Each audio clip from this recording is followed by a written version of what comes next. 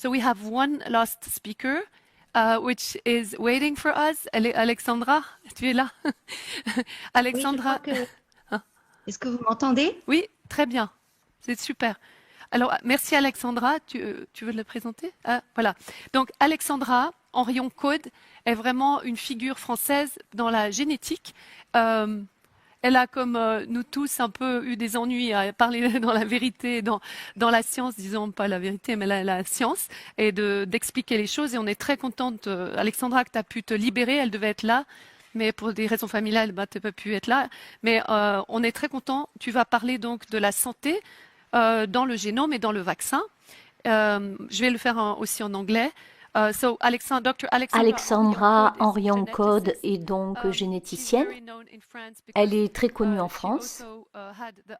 Elle a également eu la bourse Eisenhower, qui est un prix prestigieux. Très peu de scientifiques français l'ont. Et c'est une chose qu'elle nous expliquera pour faciliter l'échange de sciences et de culture. C'est une chose très prestigieuse. Et elle a créé, elle est la dirigeante de recherche de Simplissima, qui est un institut de recherche international. Tu peux expliquer, Alexandra, je te laisse expliquer. Alors, je t'en prie, merci d'être là. Tu as un sujet très important et délicat à nous exposer, que nous attendons avec impatience.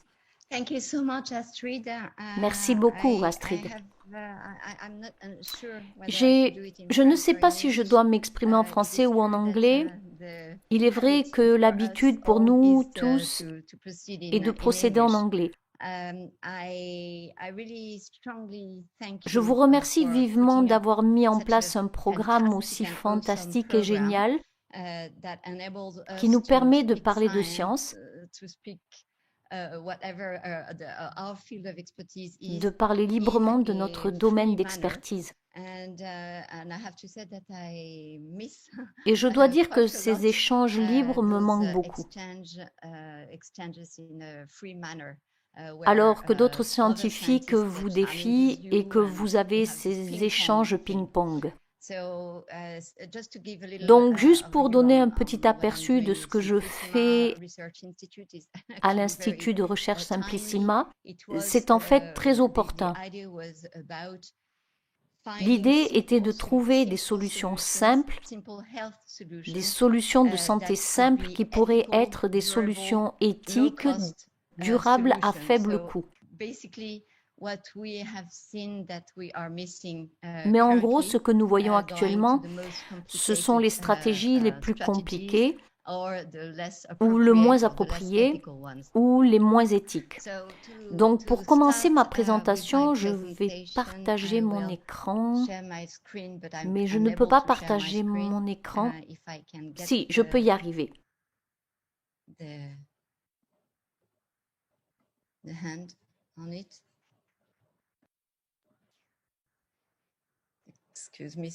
Excusez-moi pour ce problème technique.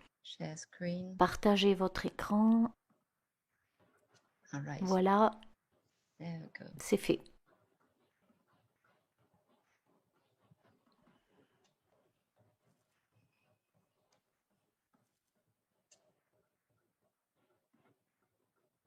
Commencez. Vous voyez bien? C'est bien, vous pouvez y aller. C'est bien. D'accord. Donc pour commencer, je vais vous dire ce que nous faisons normalement en science. En science, nous avons cet énorme fossé que vous voyez sur la photo. Et nous sommes assez fous pour penser que nous pouvons combler ce fossé avec un tel pont. Et le pont étant celui de la connaissance. Et évidemment, c'est un défi très difficile que nous relevons tous en faisant de la science. Et pour ce faire, nous prenons ce que nous avons, c'est-à-dire la matière que j'appellerais la science commune, et nous visons à combler le fossé grâce à des découvertes, idéalement grandes, qui sont des percées, et un certain nombre de ces percées créent le chemin de la connaissance afin d'atteindre l'esprit de la science extraordinaire. Et pour moi, l'esprit est l'inspiration de la théorie que nous avons dans la science, sont les lois que nous mettons en place dans la science. Cela signifie que cette théorie ou ces lois, les lois sont notre terrain d'entente, mais la théorie est comme un plafond que l'on veut briser à un moment donné, parce que nous savons tous que c'est une théorie et que donc nous n'en avons pas la preuve. Einstein a élaboré une théorie, Darwin a élaboré une théorie, et ce sont là des exemples très inspirants à une époque de l'histoire. Et l'idée est vraiment de jeter un pont entre les époques vers telle ou telle théorie, ou vers d'autres théories. Et donc, évidemment, il n'y a pas de consensus scientifique pur. Et je dis cela parce qu'en France, la décision de notre gouvernement a été de mettre en place une, disons, organisation du moins en termes scientifiques de consensus, en réaction à ce qui s'est passé pour faire face à des gens comme moi qui ont émis une voix qui était un peu différente de toutes les voix qui furent entendues tout le temps. J'ai un écho. How can I do that?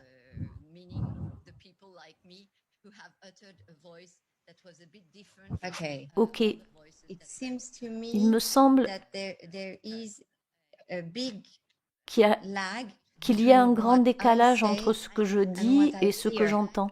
I hear a sound back. J'entends un son en retour. How can I do that? Is there a way Y a-t-il un moyen don't pour have que an je n'ai echo? pas d'écho?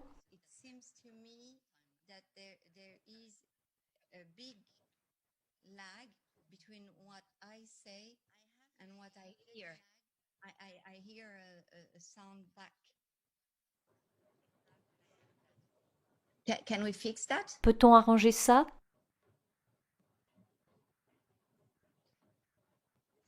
Is there a way I can fix Si it? c'est loin, je peux arranger ça? Voice now, in Tu the back. entends une voix en arrière? Yeah, I hear a sound. Oui, in the j'entends un écho back, en an echo arrière that très is lointain really, et far c'est from what I'm très, saying, so it's very disturbing. et c'est très dérangeant. Non, quand je t'entends, c'est parfait. Mais quand je parle, il y a un espèce d'écho de moi, de ma Ah. propre voix, avec un énorme décalage. C'est le retour. Mais pas quand on est en. Ouais, pas c'est- quand on tu est as en le réel, premier comme ça. zoom, alors c'est peut-être pour ça. Hein? Du On a- coup, je sais. Attends 2 secondes, ils sont en train de regarder la table mixage. Qu'est-ce que... Hein? Qu'est-ce qu'on... Qu'est-ce qu'on fait? C'est juste pour savoir.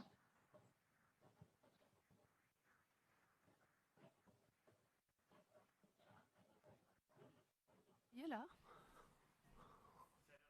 C'est bon? Je Est-ce- continue? Oui, tu peux continuer. Non, t'entends bien. Bon, ok. Alors. Donc, le Covid-19, il y a évidemment beaucoup à dire. Mais ce que je veux dire, c'est que sur le Covid-19, il y a eu une série de malentendus.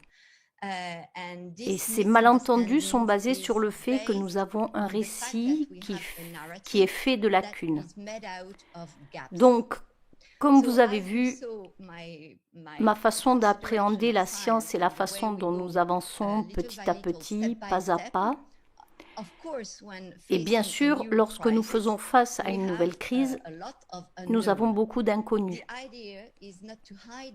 L'idée n'est pas de cacher ces inconnus, mais de les garder en transparence pour les gens.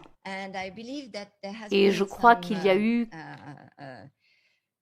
quelques problèmes ici, parce que certains scientifiques étaient dans une démarche de compréhension et d'autres sur une autre histoire. Il n'y a donc pas de conspiration ou quoi que ce soit d'autre en science. Nous sommes juste des aveugles qui essaient de tâtonner pour faire la lumière sur quelque chose que nous ne connaissons pas. Ce que je dis est donc en fait très lourd de conséquences. Voyons ce que nous avons fait avec cette crise Covid-19. Nous redéfinissons le mot pandémie. En effet, en tant que scientifiques, nous avions compris que la pandémie avait une composante de gravité, ce qui signifie qu'elle devait être non seulement une maladie contagieuse, mais aussi grave en termes de taux de létalité. Et c'est quelque chose dont on peut discuter dès aujourd'hui.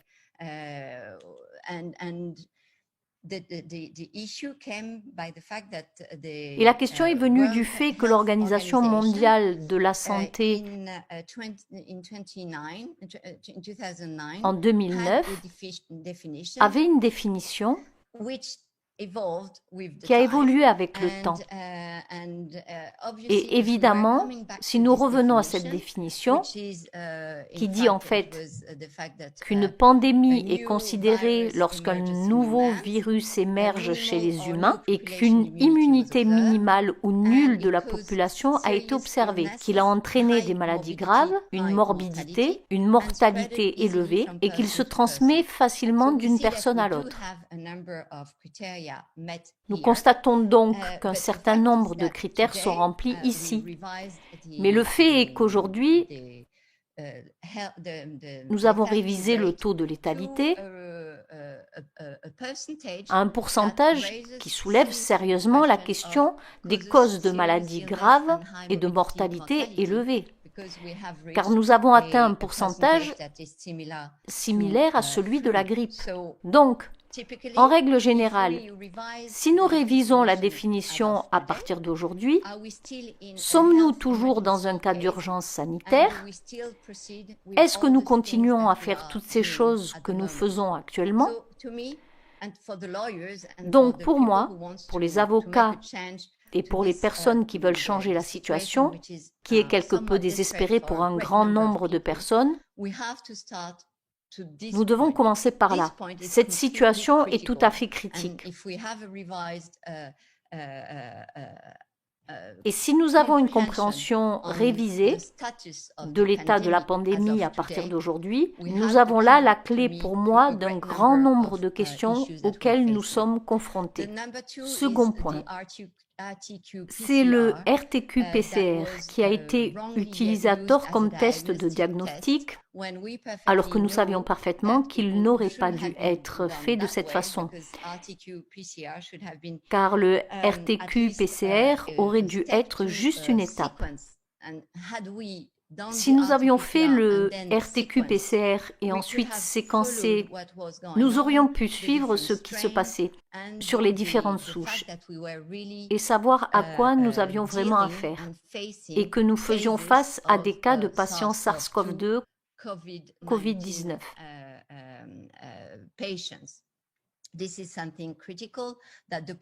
Il s'agit d'un point essentiel que le tribunal portugais a en fait souligné comme étant un test non adapté. Et il y a également un certain nombre de déclarations par le biais du CDC. Et nous savons à différents stades qu'il était erroné de l'utiliser comme un test dynamique. C'est là encore la base d'un certain nombre de décisions. Redéfinition des traitements. Il est évident que nous avons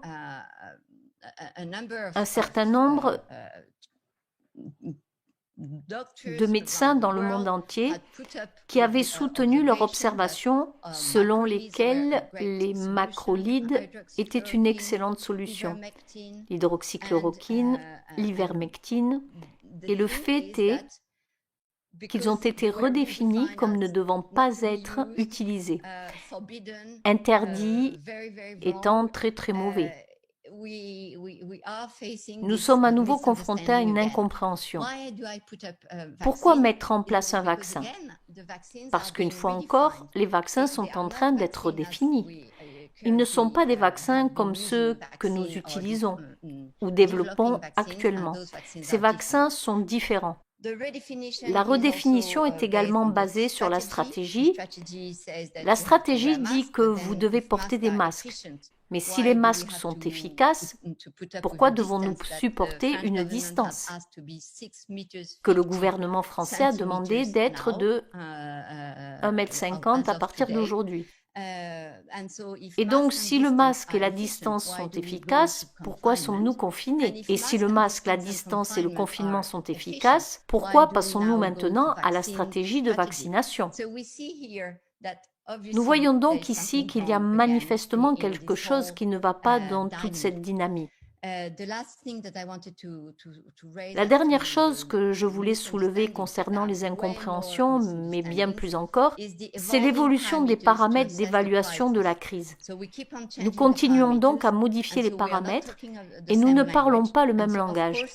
Et bien sûr, les scientifiques n'étaient pas d'accord. Parce que pour moi, typiquement, un bon paramètre pour évaluer la gravité d'une épidémie, c'est l'excès de mortalité. Apparemment, personne n'utilise ce paramètre qui est sur une société ce qu'il est souhaitable de viser et évaluer. Et un autre paramètre que nous avons mis en place en France, comme étant un paramètre très puissant pour être dans l'anticipation, mais qui n'est pas utilisé comme un compteur fiable, est l'analyse des eaux usées. Et dans les eaux usées, vous pouvez évaluer la présence de l'ARN de SARS-CoV-2 et anticiper les cas dans une zone particulière. C'est donc un outil innovant, fantastique. Mais je ne sais pas pourquoi les gens ne l'utilisent pas, car il semble vraiment fiable. Très bien. Je vais continuer parce que j'ai beaucoup de choses à dire et je vais passer à la partie qui est importante. Savoir le fait que ces vaccins, du moins ce qu'on appelle des vaccins, je préfère parler de vaccins expérimentaux génétiquement modifiés, parce que c'est exactement ce qu'ils sont. Ils impactent notre génétique et c'est très important parce qu'il faut comprendre et avoir une vision actualisée de nos connaissances actuelles sur le génome, sur notre hérédité.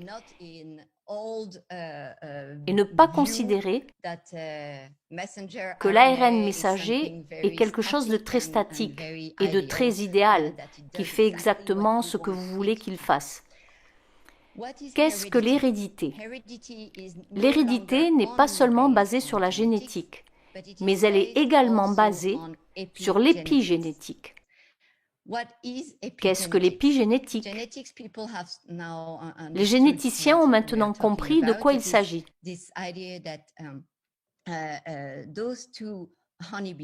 Si nous prenons ces deux abeilles, l'une est une reine sur le côté gauche, l'autre est une ouvrière sur le côté droit. Elles ont le même ADN, c'est-à-dire qu'elles ont la même génétique. Pourtant, vous voyez qu'elles ont l'air d'avoir une morphologie assez différente. L'abdomen n'a pas les mêmes rayures, la taille, le comportement et les organes ne sont pas les mêmes. Alors qu'est-ce que c'est? Est-ce que l'hérédité est uniquement liée à la génétique? Non. Cela signifie qu'il y a autre chose. Et cette autre chose, assez intéressante, concerne l'épigénétique. Ce qui fait que ces abeilles semblent si différentes, la reine et l'ouvrière, et se comportent si différemment, c'est l'épigénétique.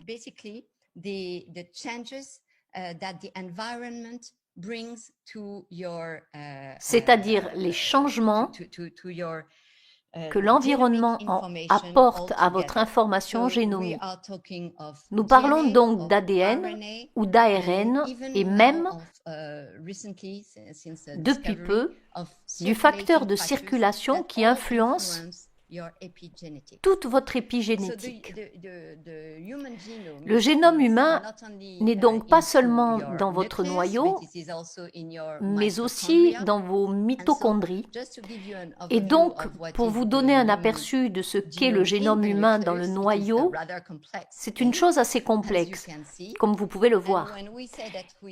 Quand nous disons que nous savons tout sur nos gènes, nous parlons toujours de ce rectangle rouge tout à droite en bas, d'1% des séquences codant les protéines. Ce sont vos soi-disant gènes. Tout le reste est essentiellement de l'inconnu. Fondamentalement, la fantastique fluidité de notre complexité, et il est composé, et je dois souligner le fait que 8 à 9% de notre génome actuellement est composé de séquences virales. En fait, nous interagissons tout le temps avec des bactéries et des virus, et nous avons cette interaction, et nous trouvons même dans notre génome des séquences de virus. Dans ce soi-disant ADN poubelle, qui n'est pas les 1% de la pointe de l'iceberg, le rouge est très intéressant, car il s'agit d'un diagramme de taf thématique en 2007, où sont représentées les différentes espèces des prokaryotes aux eucaryotes simples, des vertébrés aux humains, à l'extrême droite de la barre rouge. En fait, qu'ont-ils fait? Ils n'ont pas fait un tracé en fonction de la complexité. C'est une complexité croissante. Ils ont juste tracé le rapport entre l'ADN non codant et l'ADN total. Ce qui signifie que dans cette fantastique part de ces séquences inconnues, vous avez la complexité du vivant qui va des prokaryotes aux simples porteurs, les champignons, les plantes, les vertébrés. C'est donc absolument fantastique et cela devrait nous amener à une conclusion, à savoir que nous devons être vraiment humbles quant à notre compréhension de ce que nous faisons lorsqu'il s'agit de notre génome. La deuxième chose que je veux partager, c'est que le dessin animé qui explique en gros ce qu'est un gène, et qu'un gène est beaucoup plus complexe que ça. Nous parlons là ici du 1% que vous avez vu, le 1%. Mais même ce 1% est beaucoup plus complexe que ce que nous présentons. En fait, je ne sais pas si vous connaissez les millefeuilles pour les gâteaux en France, mais pour moi, c'est un millefeuille. Donc, quand vous pensez que c'est un gène, à l'intérieur du gène, vous avez un grand nombre de séquences d'ARN qui sont intégrées dans votre gène et qui en fait sont très importantes dans la cellule pour apporter un flux d'informations.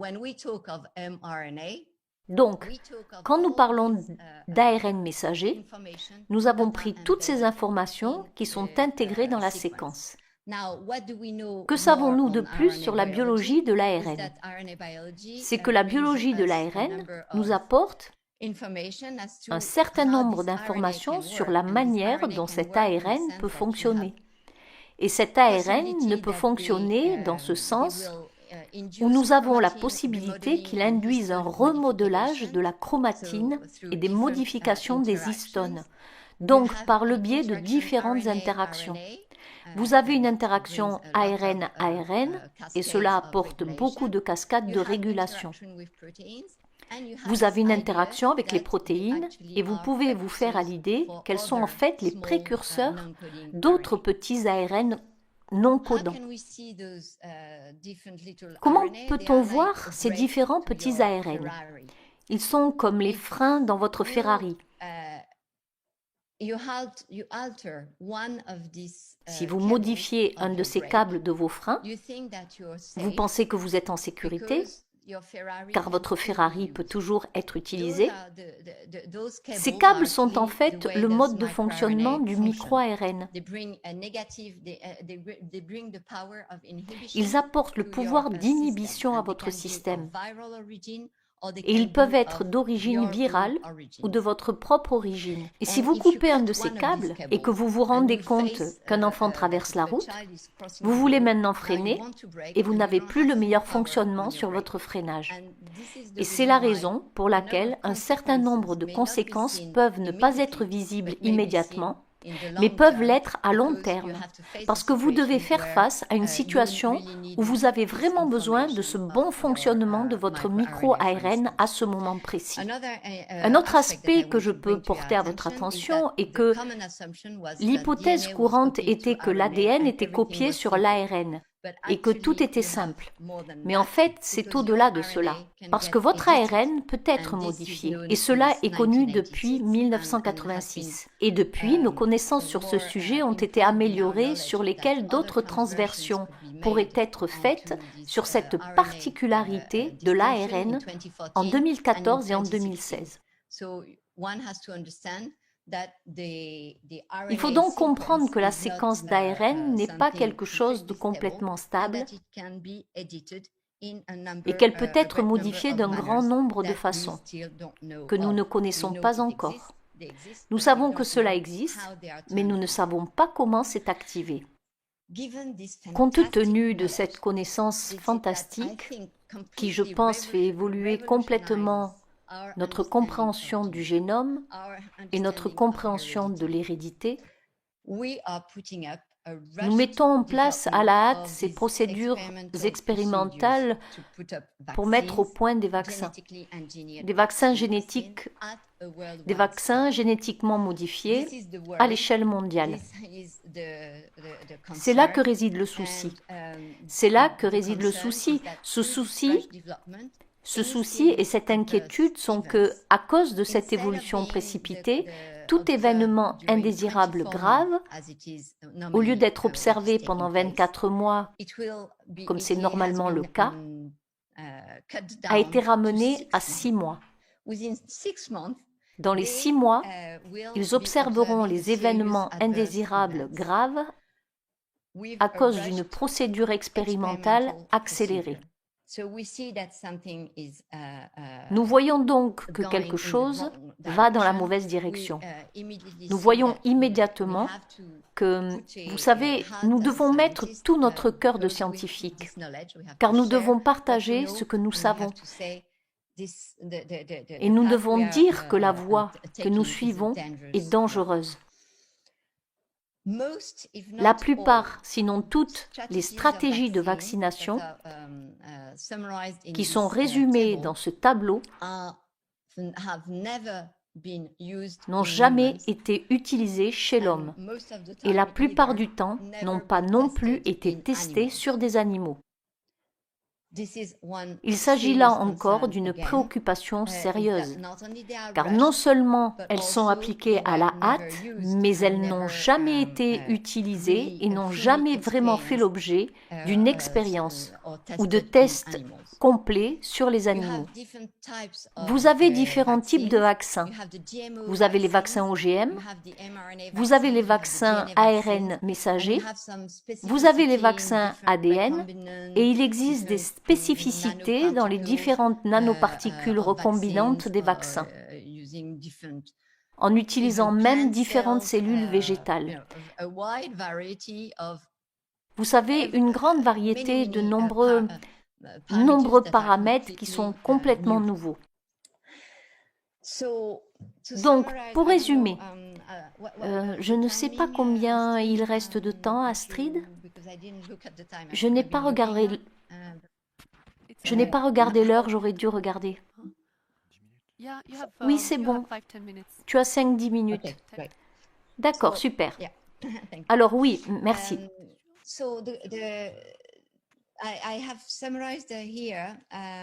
Je résume donc ici. Certains des défis actuels auxquels nous sommes confrontés Le premier défi que je vois est l'indication d'une politique de santé publique en ce qui concerne les vaccins Covid-19. Compte tenu de ce que Pascal a présenté et de ce que d'autres médecins ont présenté, nous avons un certain nombre de traitements qui existent et qui donnent de très bons résultats.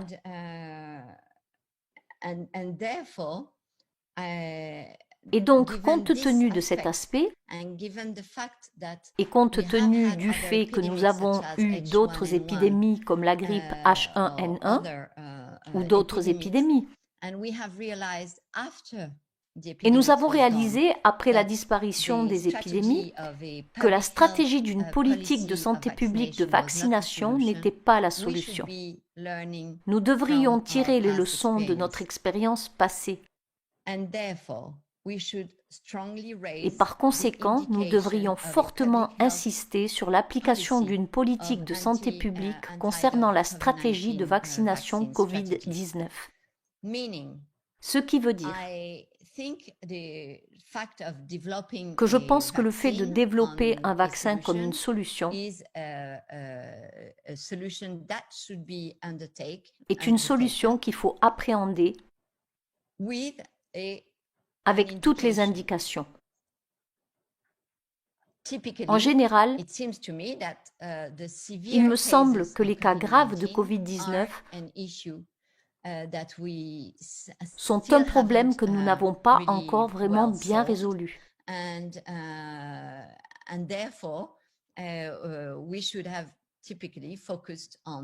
C'est pourquoi nous aurions dû nous concentrer sur ces cas graves. Cela n'a pas été prévu de cette manière. Aucune connaissance n'a été discutée au départ. Aucune discussion n'a eu lieu. Aucune discussion n'a eu lieu sur les raisons pour lesquelles nous devrions mettre en place une stratégie mondiale de vaccination. C'est une discussion qui doit avoir lieu. Et c'est probablement la raison pour laquelle un grand nombre de personnes, disons pour la moitié au moins en France, ne veulent pas se faire vacciner. Je pense que parce qu'il n'y a pas eu de débat, ils ne comprennent pas pourquoi tout le monde devrait aller se faire vacciner. Et en effet, nous devons débattre, informer, faire comprendre, éduquer avec une politique de santé publique de vaccination, si c'est le cas, ou si c'est plutôt une vaccination pour une certaine catégorie de personnes. C'est le premier point. Deuxièmement, les personnes qui reçoivent actuellement les vaccins sont-elles informées qu'elles sont inscrites dans un protocole biomédical? C'est une question que je soulève. Et la raison en est que les essais cliniques sont toujours en cours. Les essais cliniques de tous les laboratoires que je vous ai montrés sur les différentes stratégies sont en cours. Pourtant, les gens sont vaccinés et, d'après ce que j'ai compris, ils ne sont pas informés qu'ils sont enrôlés dans un protocole biomédical. Il y a là une forte discussion éthique à avoir. Autre discussion. Information auprès des gens sur les risques spécifiques des anticoronavirus.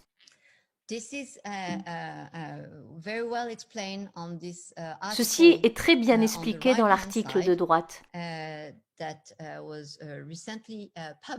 qui a été publié récemment et qui reprend les propos de Cardozo et Visi de New York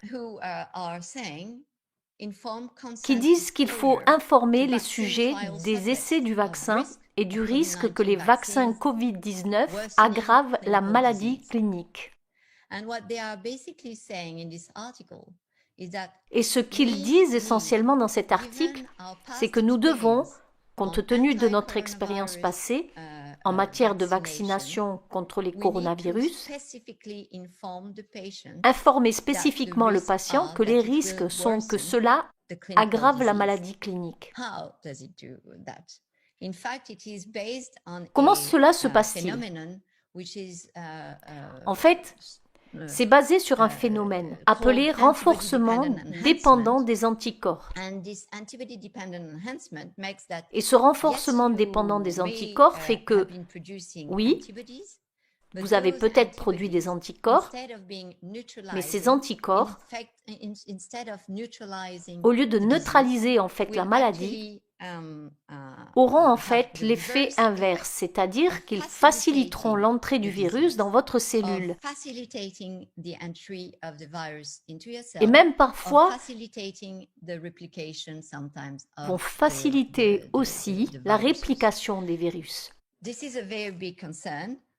C'est une très grande préoccupation qui explique pourquoi il n'y a jamais eu de vaccination approuvée sur aucun coronavirus, sur aucun SRAS.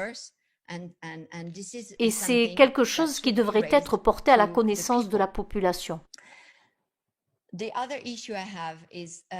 L'autre problème que j'ai et que nous devrions tous savoir, que j'ai personnellement, et nous devrions tous l'avoir, c'est le fait que la population ciblée ne soit jamais définie comme des groupes d'études dans les essais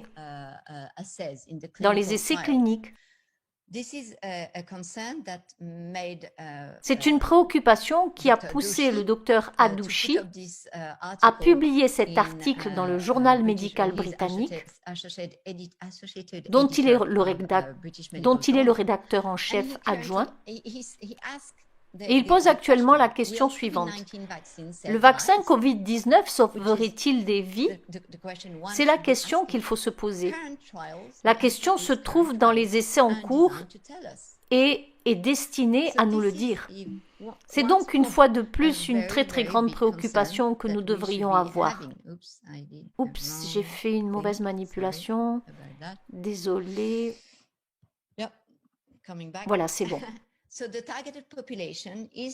La population ciblée n'est donc pas définie comme un groupe d'études et la population ciblée est donnée comme exemple comme étant les personnes à risque, mais elles n'ont pas été définies comme un groupe d'études sur lequel ils évalueraient spécifiquement la vaccination.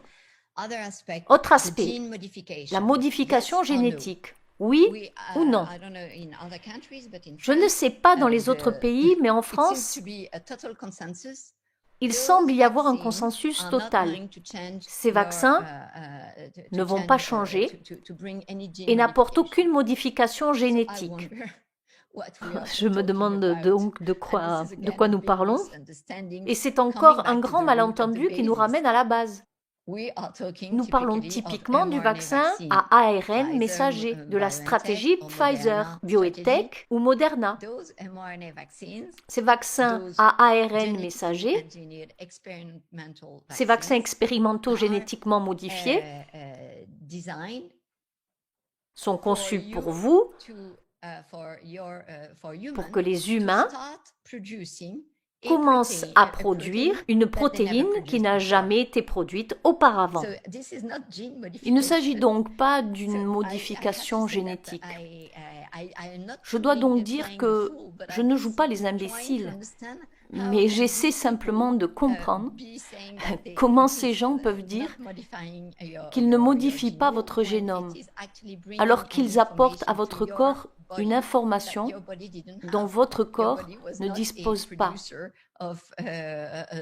et qu'il n'est pas producteur industriel d'une protéine spécialiste de ce virus. C'est un problème. Maintenant, outre le fait que vous allez produire une protéine que vous n'avez jamais produite auparavant, il pourrait avoir le moyen et l'espoir qu'elle déclenche une réponse immunologique. Et apparemment, l'efficacité de la synthèse d'anticorps de manière notable. Mais ces anticorps sont maintenant des anticorps facilitateurs ou des anticorps neutralisants? Personne ne sait. Et cela revient à cet article de Cardozo que j'ai mentionné. Quel est le risque spécifique d'aggravation de la maladie avec les anti-coronavirus. La modification que l'ARN messager peut apporter, et ces dégâts en d'autres termes, je ne vois pas comment elle ne pourrait pas avoir un impact sur l'épigénétique de votre cellule. Parce que, comme vous avez vu mon introduction du dessin animé, sur la fantastique fluidité et aussi sur les modifications que l'ARN apporte à l'intérieur de la cellule, vous ne pouvez pas vous attendre à ce que cet ARN messager n'ait pas d'influence épigénétique sur vos cellules. Pour moi, ce n'est pas raisonnable.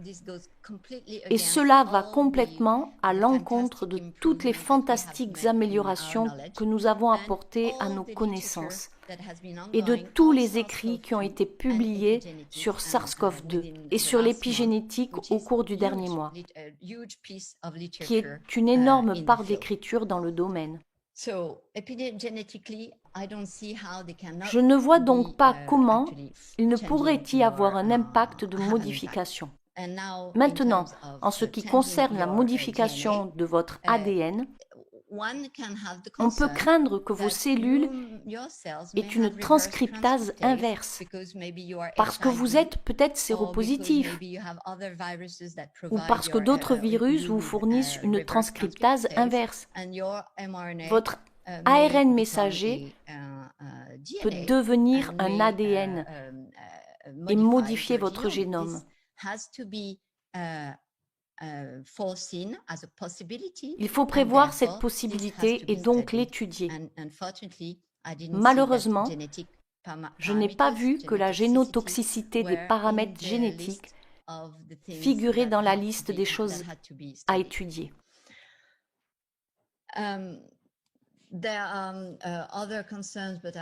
Il y a d'autres préoccupations, mais je ne veux pas toutes les exposer. Ceci est pour vous donner un aperçu de la complexité que nous avons en ce moment. L'ADN est transcrit en ARN. L'ARN est traduit en protéines.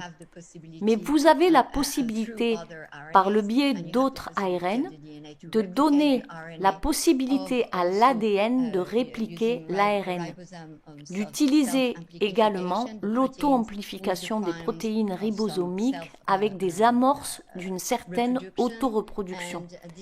C'est d'un niveau très complexe, mais il faut envisager le fait que cet ADN sera modifié. Et c'est ce qu'on appelle votre épigénome. Cet ARN est modifié, c'est votre épitranscriptome. Ces protéines sont modifiées et c'est votre épiprotéome. Et tout cela peut être transféré à la génération suivante. Alors, désolé. Donc, pour conclure, je dirais qu'un vaccin... Eh bien, mes questions sont comment pouvons-nous produire ou ne pas produire et mettre en place des campagnes de vaccination alors que les vaccins n'ont pas été conçus pour les cas graves de Covid-19 et n'ont pas été conçus pour prévenir la transmission d'homme à homme. Peut-on les appeler des vaccins ? Et un vaccin génétiquement modifié qui est complètement expérimental, peut-il être appelé à nouveau un vaccin? Ou bien le mot expérimental doit-il toujours être associé au mot vaccin? Et aussi avec le mot génétiquement modifié, car il s'agit de stratégies totalement nouvelles qui n'ont jamais été appliquées à l'homme et qui peuvent avoir un grand nombre de conséquences. L'innovation est formidable et c'est pourquoi nous, moi, Astrid, nous tous les scientifiques travaillons. L'innovation n'est pourtant pas toujours synonyme de progrès. Est-ce un progrès que de changer notre conception de l'intégrité humaine ? Pourquoi dis-je cela? C'est parce que lorsque nous utilisons un vaccin à ARN messager sur des personnes en bonne santé, et pour moi cet aspect sain est vraiment important, Nous considérons que l'être humain est un outil biotechnologique qui produit un virus, une protéine virale. Nous sommes donc enclins à devenir des producteurs. C'est une atteinte à notre intégrité humaine. C'est un aspect essentiel qu'il faut vraiment prendre en compte dans la révolution qui accompagne ce changement de l'intégrité humaine. Nous ne sommes pas une bactérie pour produire telle ou telle protéine au gré d'une volonté. L'autre aspect, c'est que cela change notre information génétique et aussi notre information sur l'hérédité. Une fois de plus, une innovation qui modifie notre information génétique, et je pose la question suivante, est-ce un progrès?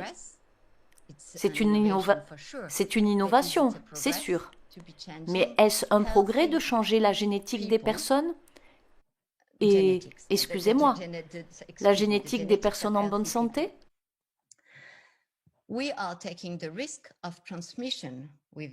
Nous prenons le risque de transmission avec ces vaccins au niveau intergénérationnel ou transgénérationnel,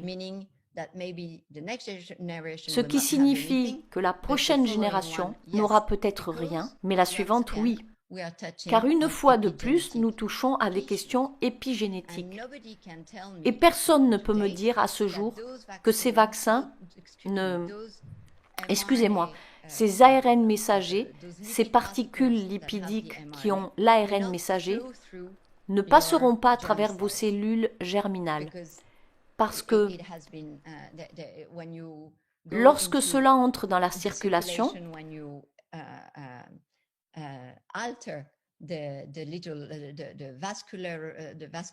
lorsque vous modifiez la vascularité du muscle, au moment où vous le faites, certaines particules entreront dans votre circulation et circuleront dans un certain nombre de cellules, que ce soit le cerveau ou un organe, que ce soit le cerveau ou les cellules germinales. Et personne ne peut dire que cela ne peut pas avoir lieu.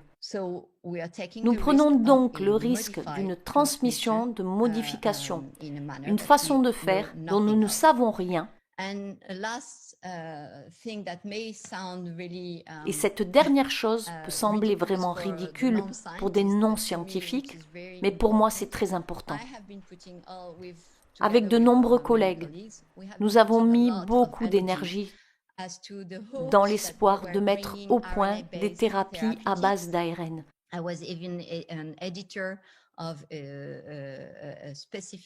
J'ai même été rédactrice d'un numéro spécifique sur ces thérapeutiques dans l'espoir de traiter des patients. Ce qui se passe en ce moment est terrible pour nous.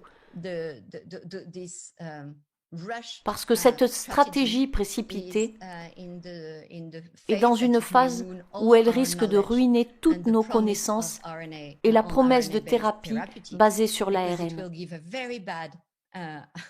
Parce qu'elle donnera une très mauvaise représentation. Parce qu'elle est si précipitée. Parce que l'expérience sur les animaux ne se déroulera pas au bon moment. Nous risquons donc de nous retrouver dans une situation où le public, excusez-moi, ne voudra plus jamais entendre parler des thérapies à base d'ARN pour les personnes atteintes de maladies graves. C'est une fois de plus une grande préoccupation pour moi, car quel gâchis!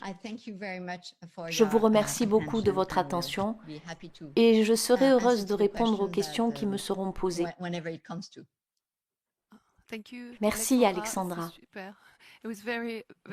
C'est très détaillé et je suis sûre que ce sera fantastique d'avoir la version anglaise de ces explications. Elle sera traduite en français. Vous savez, nous aurons deux versions. Vous voulez dire quelque chose, docteur Alexander? Pour remercier le docteur Alexandra Henrion de son intervention qui va répondre à beaucoup de questions. Donc on a eu pas mal de questions sur Internet, bien sûr par rapport à la vaccination. Je pense qu'on ne pourra pas toutes les proposer. comment Astrid va pouvoir vous en poser quelques-unes. Et pour les autres auditeurs, ils ne s'inquiètent pas, il y aura la post-production en plusieurs langues et où ils auront pas mal de réponses.